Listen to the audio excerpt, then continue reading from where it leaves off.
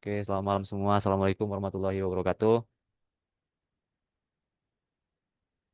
Waalaikumsalam warahmatullahi Waalaikumsalam wabarakatuh. warahmatullahi wabarakatuh. Oke, malam ini izin buat rekan-rekan mungkin mengganggu kegiatannya. Kita melanjutkan kerja kelompok, pembahasan kelompok terkait tentang isu yang ada di kantornya masing-masing ya. Nah, untuk isu, oh ini konfirmasi dulu aja ini kan siapa Bang Razanya belum bisa masuk Zoom. Itu kenapa ya ini apa namanya Bang Alip? Izin Bang, izin Ketua, izin menyampaikan bahwasannya Bang Raza sedang melaksanakan briefing malam Bang untuk naik piket siaga Ya, oke. siaga kantor Bang. Ya, tadi udah kirim juga sih materinya ke saya. Nanti kita ini aja lah ya. Nanti kita satu jadi satu aja. Nah untuk sekarang mungkin dari kawan-kawan mungkin udah ada pada persiapan untuk apa namanya mengangkat isu-isu masing-masing di kantornya. Saya mulai dari yang punya saya dulu aja ya. Isu yang ada di kantor SAR Lampung.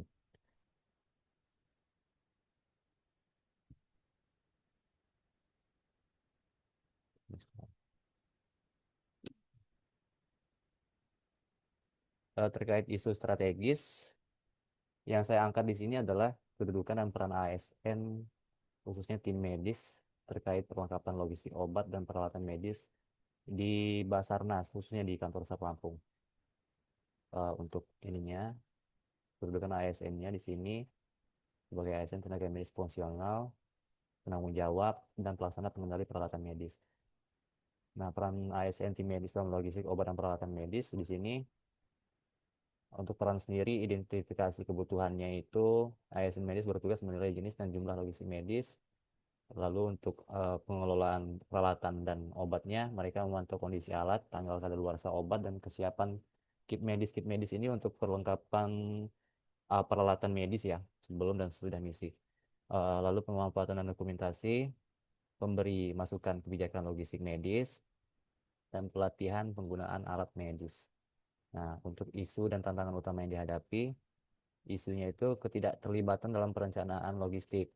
Lalu untuk penjelasannya ini ASN medis di lapangan sering tidak dilibatkan secara formal karena kan biasanya tim medis yang saya tahu dari apa namanya senior-senior saya kebetulan kan di Pansar Lampung itu ada 2 orang senior tim medisnya perawat semua. Jadi kalau menurut 2 orang sih untuk tim medis itu biasanya em, untuk tupoksi pekerjaannya ya biasanya dia cuma hanya memantau kesehatan dan fokus untuk apa namanya itu mengecek lah ya ngecek tensi darah ya biasanya setiap sebelum apa namanya tim SAR atau personel SAR itu melakukan operasi SAR. Nah lalu untuk ketimpangan distribusi alat dan obat gitu biasanya terjadi kesenjangan logistik antar unit SAR terutama antara wilayah pusat dan daerah terpencil. Kalau untuk peralatan medisnya eh, yang saya angkat di sini tidak kadang-kadang tidak sesuai dengan standar lapangan. Beberapa alat medis yang tersedia terlalu rumit, udah itu usang, mungkin sudah lama atau tidak portable, tidak sesuai dengan kebutuhan operasi SAR yang ekstrim. Lalu untuk keterbatasan kewenangan ASN medis, meskipun bertanggung jawab atas alat dan obat, banyak ASN medis belum memiliki otoritas formal. Nah, untuk otoritas formal ini kan maksudnya legalnya. Misalnya legalnya ini biasanya kan dia tim medis itu kalau perawat biasanya kalau mengurus sesuatu biasanya dia ada sertifikat atau apa namanya surat keterangan SK lah ya dari pusat biasanya seperti itu. Tapi kalau untuk sekarang saya belum ketemu sih, belum ada sih kalau ini dari kakak-kakak seniornya. Lalu untuk belum ada SOP khusus, kurangnya standar nasional atau internal untuk dapat daftar isi emergency medical kit yang sesuai dengan medan operasi Basarnas. Lalu untuk harapan dan solusi penguatan peran ASN medis di logistik, ya, pastinya perlibatan ASN medis dalam pelaksanaan logistik obat dan medis sejak awal, penyusunan SOP-nya, lalu pelatihan manajemen logistiknya, digitalisasi sistem logistik, dan penguatan jalur koordinasi. Nah, di sini kan untuk apa namanya, untuk mengangkat isu, kan menggunakan metode lapisan isu RPKAL sama WSG ya. Nah, ini saya jelasin semua untuk keduanya kan harusnya pilihnya salah satu. Kemudian keduanya saya coba pakai.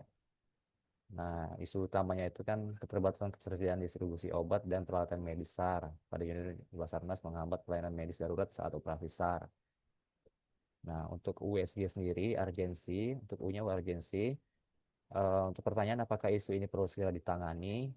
Ya, operasi SAR menuntut keselesaian penuh dan penanganan obat luka ringan hingga berat. Lalu untuk seriusitas, pertanyaan apakah ada dampak jika tidak segera diatasi untuk yang isu tersebut?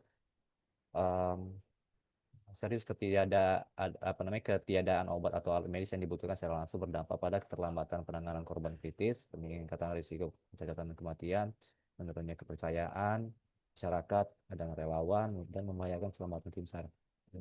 Kerugiannya tumbuh kembang, apakah dampaknya akan berkembang bila dibiarkan? Kalau menurut saya iya, karena masalah ini bisa meluas ke seluruh wilayah kerja Basarnas. Lalu menyebabkan karena kan di Basarnas Lampung itu dia untuk apa namanya apa sih posar ya, posarnya itu kan ada 3, nah termasuk kantor pusatnya 4 jadinya. Untuk pelayanan medis sendiri kan dia terpusatnya di kantor pusatnya, jadi kalau untuk yang di lapangan biasanya sih apa namanya untuk peralatan medis itu kan dan untuk obat-obatannya masih terbatas.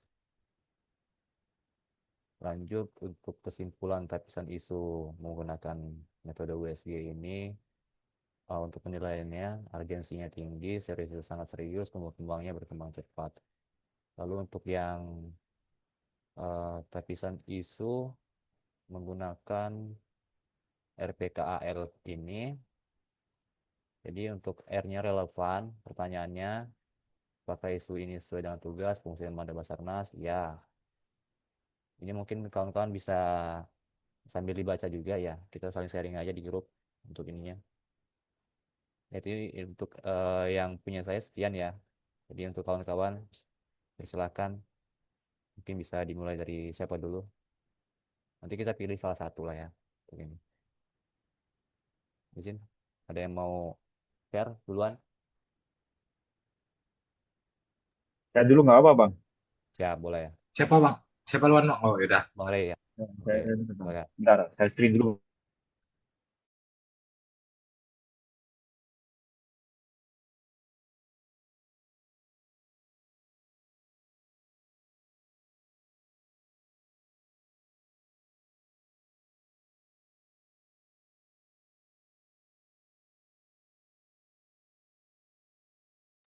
Nah, udah kelihatan, Bang.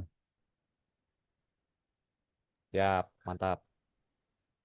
Nah, Bang ya. Ini, jadi saya mengambil analisis isu yang ada di kantor KPP Jakarta. Menurut saya, yaitu kurangnya alat kebersihan untuk kendaraan operasional SAR. Yang melatar belakangi saya mengambil isu tersebut adalah kendaraan operasional SAR merupakan elemen vital dalam mendukung pelaksanaan tugas pencarian dan pertolongan. Kondisi kendaraan yang bersih dan terawat tidak hanya menunjang performa operasional, namun juga menjadi representasi profesionalisme instansi. Ditemukan keterbatasan atau kurangnya alat kebersihan seperti mesin steam, sikat, sabun kendaraan, dan fasilitas kebersihan lainnya. Jadi di kantor kami itu kalau mau nyuci mobil, nyuci truk, atau nyuci kendaraan itu masih cari-cari, Bang. Jadi cari ember lah, cari kain lah, cari kanebo lah. Dan itu nggak ada buat penyimpanan khusus gitu, Bang. Terus identifikasi masalahnya, minimnya alat dan bahan kebersihan khusus kendaraan operasional. Yang kedua, tidak adanya jadwal atau sistem rutin pembersihan kendaraan. Dan ketiga, kurangnya perhatian terhadap perawatan estetika kendaraan. Terus dampak yang ditimbulkan yaitu menurunnya citra profesional tim SAR. Yang kedua yaitu potensi kerusakan kendaraan. Yang ketiga, kurangnya kenyamanan personel. Keempat, penurunan motivasi kerja. Dari keterangan di atas keterkaitan dengan substansi manajemen ASN, yaitu satu, pengelolaan sarana dan prasarana yang efisien dan profesional.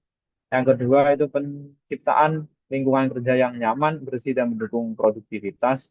Yang ketiga, penerapan budaya kerja ASN berakhlak, khususnya nilai profesional dan peduli. Terus yang isu-isu tadi dikaitkan dengan agenda 3. yaitu manajemen ASN. Isu ini menunjukkan perlunya manajemen aset kendaraan sebagai bagian dari tanggung jawab pimpinan dan staf ASN dan menyediakan sarana kerja yang layak. Yang semata ASN yang cerdas adalah ASN yang peka terhadap lingkungan kerja dan mampu mencari solusi inovatif terhadap permasalahan operasional termasuk kebersihan dan perawatan alat kerja. Nah, solusi kalau menurut saya yang inovatif dan simpel itu yang menyediakan rak khusus lah Bang buat menyimpan alat kebersihan. Jadi nggak bingung nih cari-carinya. Terus analisis yang saya pakai itu analisis SWOT yaitu strength, weakness, opportunity dan threat. Ini nanti bisa di-share aja di grup WA Bang ya. Rekomendasi solusinya ada di sini juga. Bisa dibaca-baca nanti. Terus keempat penutup. Dah dari saya itu dulu Bang, baru 2 lembar, belum saya kembangin ini. Nanti kalau fix ya dikembangin lagi. Ya, Nah, oke. terima kasih Bang. Lanjut Siap. ke tim yang selanjutnya atau Izin yang eh, rekan-rekan. bentar untuk Bang Rey, untuk pemaparannya mungkin ada masukan sedikit dari saya. Ini kan untuk yang apa namanya tugas perlu tugas dari Bu Esi kan ditambahkan untuk teknik lapisan isunya APKAL ya sama APKL sama USG-nya. Mungkin nanti bisa ditambahin aja kali ya. Tinggal nambahin itu juga. Ya, siap Bang. Nanti Ya, kalau ini jadi yang dipilih nanti ditambahin aja. siap, siap. Oke, ya makasih. Ya. Lanjut. Lanjut Bang yang selanjutnya. Oke, lanjut.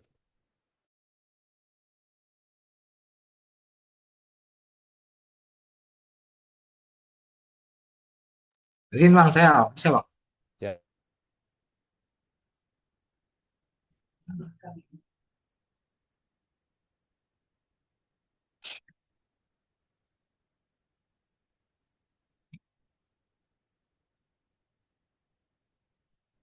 Izin bang, Ah,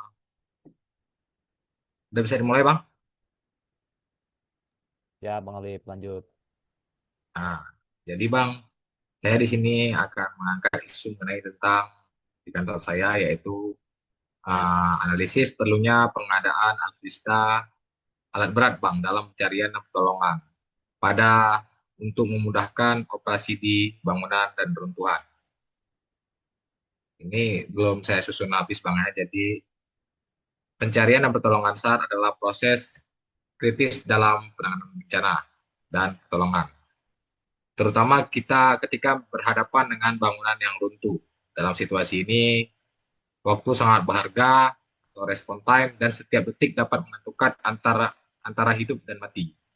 Oleh karena itu, pengadaan alat utama sistem senjata atau alutsista yang tepat seperti ekskavator, bulldozer, dan backholder, serta truk crane menjadi sangat penting, Bang. Jadi pentingnya alutsista tersebut, yang pertama tujuannya untuk efisiensi waktu dan sumber daya, Bang. Jadi jika alutsista ini ada, operasi SAR seringkali dilakukan di bawah tekanan waktu yang ekstrim. Keberadaan alutsista modern memungkinkan tim SAR untuk mengakses dan mengevakuasi korban dengan lebih cepat. Misalnya, ekskavator dapat menggali runtuhan dan membuka akses ke korban yang terjebak dalam waktu yang lebih singkat dibandingkan dengan metode manual atau dengan menggunakan mesin show atau K12 dengan hydraulic pump dan alat-alat CSR yang lain, Bang. Lanjut ke keselamatan tim SAR, menggunakan alutsista yang tepat dapat mengurangi risiko bagi anggota tim SAR. Operasi manual di lingkungan yang berbahaya berpotensi menyebabkan cedera. Dengan alat berat yang memiliki kontrol yang canggih, tim dapat bekerja dari jarak yang lebih aman. Lanjut ke fleksibilitas operasional, alutsista seperti backholder ini dan bulldozer memiliki kemampuan multifungsi yang memungkinkan mereka digunakan dalam beradaptasi dengan medan yang sulit dan berbagai jenis efektivitas teknologi baru seperti sensor dan perangkat pemantauan. Hal ini memungkinkan deteksi korban yang lebih akurat dan memberikan informasi real time kepada tim SAR sehingga mereka dapat mengambil keputusan yang lebih. Untuk alutsista ini yang diperlukan salah satunya adalah ekskavator, keunggulannya dengan lengan yang panjang dan kemampuan untuk berputar 360 derajat, ekskavator dapat dengan mudah mengangkat puing-puing yang berat dan menciptakan ruang bagi tim penyelamat bekerja. Lanjut ke bulldozer, keunggulannya adalah dengan daya dorong yang kuat, bulldozer dapat dengan cepat menggeser puing-puing besar untuk mempercepat proses evakuasi dan memberikan akses yang diperlukan untuk tim penyelamat masuk, Bang. Lanjut ke backloader. Keunggulannya desain kompaknya memungkinkan backloader beroperasi di area yang sempit, sangat berguna dalam situasi reruntuhan yang padat. Backhoe loader juga dapat dilengkapi dengan berbagai attachment sesuai kebutuhan. Terakhir, truk crane, keunggulannya dengan kemampuan angkat yang besar, truk crane dapat mengangkat bagian bangunan yang runtuh sehingga memudahkan akses bagi tim penyelamat untuk mencapai korban. Tantangan yang dihadapi di saat kita melakukan pengadaan alutsista itu, yang pertama itu biaya pengadaan, yang kedua keterampilan operasional. Nah, ini yang paling penting. Penggunaan alat berat memerlukan keterampilan khusus. Tim SAR harus dilatih dengan baik untuk memastikan mereka dapat mengoperasikan alat dengan aman dan efektif. Kurangnya pelatihan dapat mengakibatkan kesalahan yang berpotensi fatal kepada nyawa manusia. Lanjut ke maintenance dan perawatan, dilanjutkan dengan kondisi medan yang berubah. Untuk prinsipnya yaitu dengan Smart SN spesifik target pengadaan menetapkan target alutsista yang jelas, misalnya kayak membeli minimal 3 unit ekskavator dan 2 unit truk crane dalam tahunan anggaran.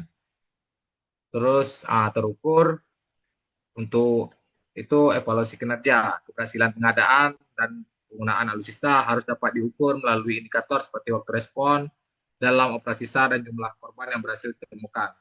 Perlunya evaluasi kinerja, Bang. Lanjut ke dapat dicapai, terus relevan, memastikan bahwa alutsista yang diadakan relevan dengan kebutuhan operasional di lapangan. Lanjut ke terikat waktu. Menetapkan jadwal yang jelas untuk pengadaan dan pelatihan penggunaan alutsista, misalnya kayak rampung dalam 6 bulan dan pelatihan selesai dalam 3 bulan setelah pengadaan. Solusinya ialah yang pertama pendanaan dan kemitraan.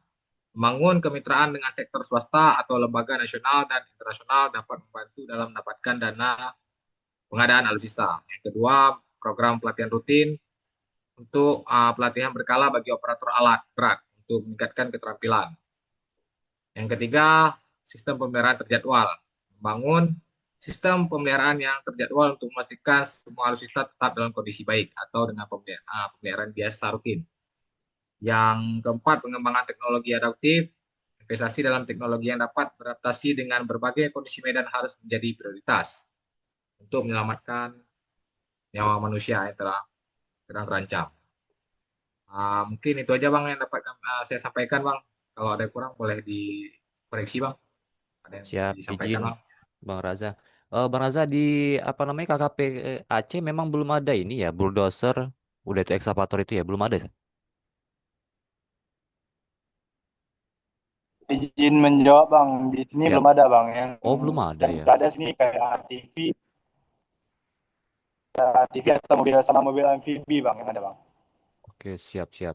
Untuk kendaraan pengangkut gitu, Kalau alat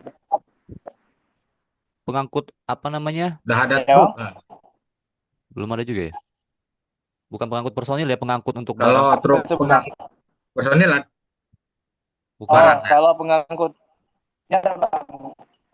Ada truk gitu, ada truk untuk ngangkut si truk amfibinya Bang. Oh iya siap siap. Untuk eskavator sama bulldozer belum ada ya. Siap. Di Lampung sudah ada sih kalau itu. Belum ada. Oke. Siap. Ditampung ya. Jadi alasan saya, Siap.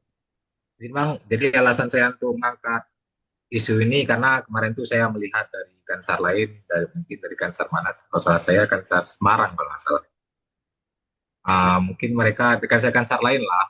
Saya mungkin nggak tahu tepatnya karena saya melihat dari Kansar lain ada alutsista berat, Bang, alat berat. Mungkin di Aceh ini perlu pengadaan juga, Bang, karena kan mungkin situasi yang dulu pernah terjadi di Aceh tahun 2004 memungkinkan, tidak menutup kemungkinan, Bang, bakal ada terjadi bencana, Bang. Jadi untuk pengadaan perlu perlu harus diadakan alat-alat tersebut, Bang. Izin, terima kasih. Siap siap mantap mantap. Oke oke. Izin Bang, izin Siap. Bang. Saya jam 19.45 briefing dulu Bang sama pengecekan alat Bang. Kalau sudah nanti saya gabung kembali Bang. Halo Bang, monitor Bang. Halo Bang, Siap di copy. halo menit ya Bang. Siap. Terima kasih. Ya, Bang. Oke, dilanjut yang lain. Yang belum. Baik Boleh, Bang. kayaknya Bang. Aduh. Ya, dulu tuh gimana Febri? Kalau Febri mau duluan nggak apa-apa duluan aja. Kayaknya punya kita nih hampir ini deh. Hampir mau Ya, habis di iya, berapa menit lagi? berapa menit lagi nih? Langsung aja ini siapa ya? Febri ya. Sembilan Izin menit Feb. gitu. Langsung aja Sembilan Feb. menit. Cepat aja Bang. Cepet singkat aja ya.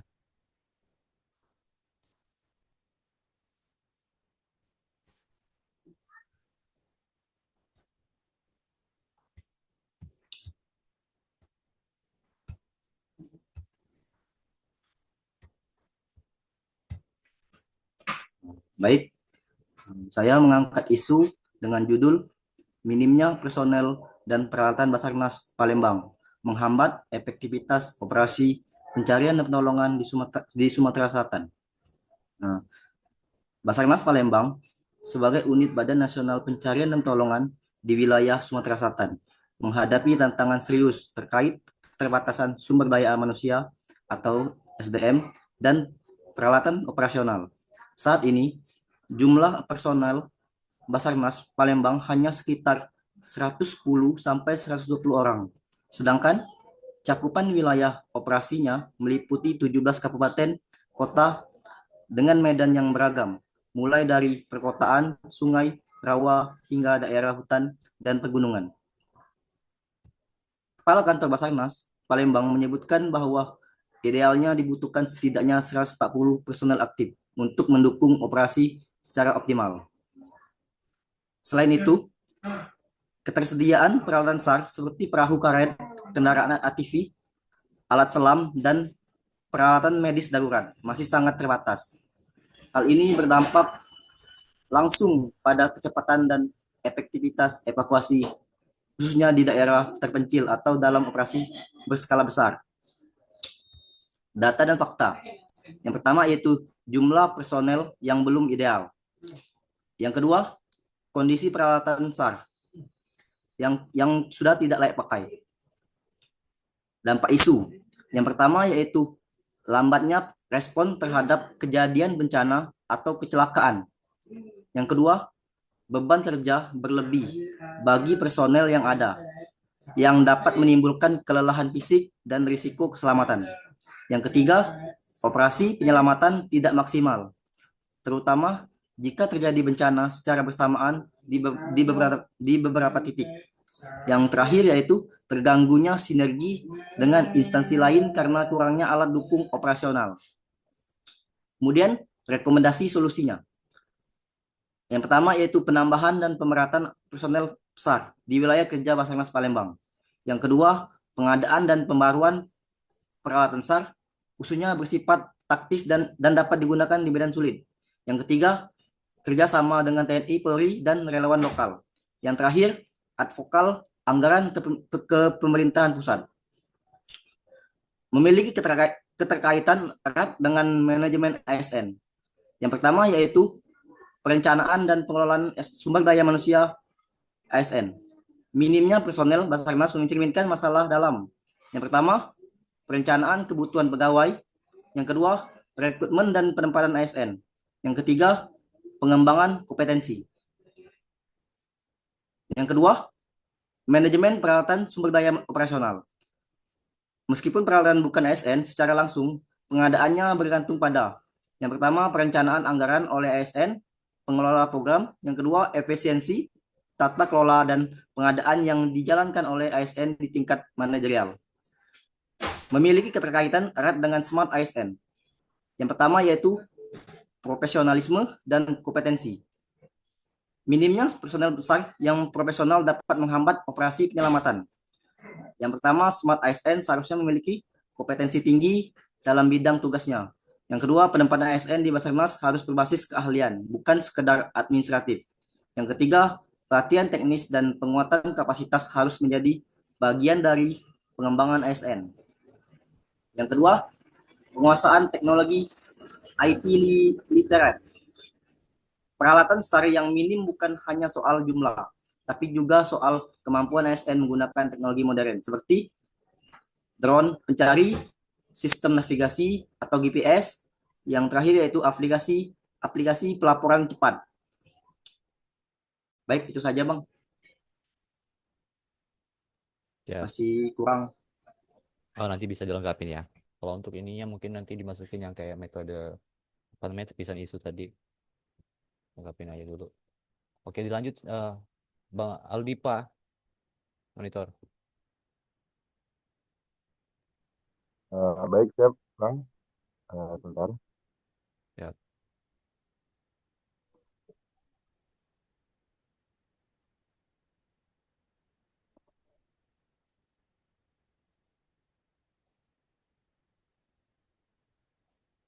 masih cukup ini 4 menit lah ya. Singkat aja ya ini.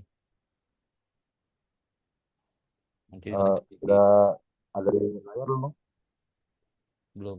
Langsung aja Bang, latar belakang terus solusinya terus Ya, penutup gitu aja Bang. ya,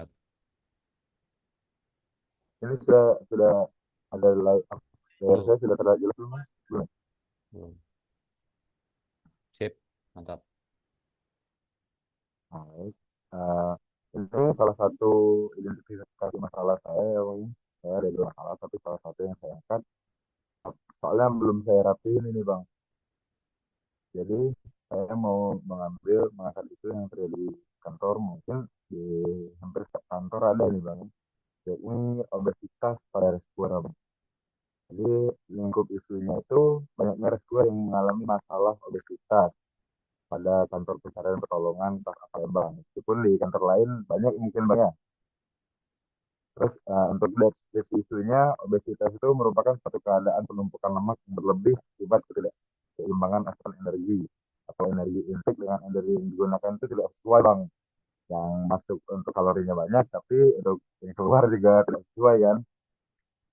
Nah, makanya itu eh mana ini, Pak? Turun.